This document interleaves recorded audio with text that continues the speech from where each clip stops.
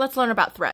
So not all thread is the same type of thread. This is something called basting thread, and basting thread is incredibly weak and it's not meant to be permanent, and I can tug on it and see it breaks apart fairly easily. This is sew-all or all-purpose thread, and this thread is a lot stronger than basting thread, so this can be used for most clothing projects. These two threads are a lot thicker in comparison to your regular sew-all thread, and that is because it is meant for sewing thicker items. For example, this, I cannot break it. So these two threads are more meant for sewing on things like buttons that are going to be under a lot of wear and tear. This is why a lot of the times you don't want to use serger thread on your sewing machine, because it's generally considered weaker than this sew-all thread.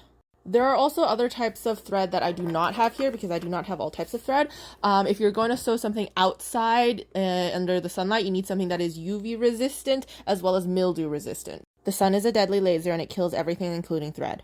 Now, these are both all-purpose or sew-all threads, but if you'll see, this one is wound parallel up and down, whereas this one has little V's like this in its winding. This type of thread with the V's is meant to be pulled like this from the top of the spool of thread, whereas this spool of thread with the side to side is meant to be pulled sideways like this. So on my sewing machine over here, you see this type of thread. It's got the V's and it's being pulled off the spool this way from the top. And this spool, which oftentimes if your machine only has this, it comes with an extra spool like this to stick it on so that you can use these sideways pulling threads. This is not always necessary. Some machines are pickier than others.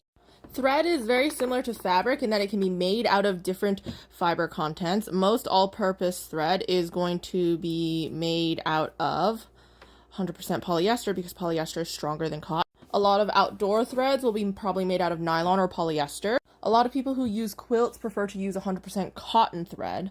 And if you're planning on making something to go in the microwave like a bowl cozy, you're going to need 100% cotton thread as well.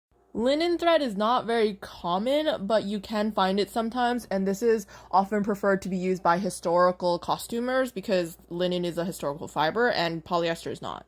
Sometimes you'll also see thread like this, which is like a very thin fishing wire almost, and this is used to sew on little beads and embellishments, and the way that this thread is kind of see-through means that it will pick up the color of the fabric and be nearly invisible. Anyways, hope you like it. Bye.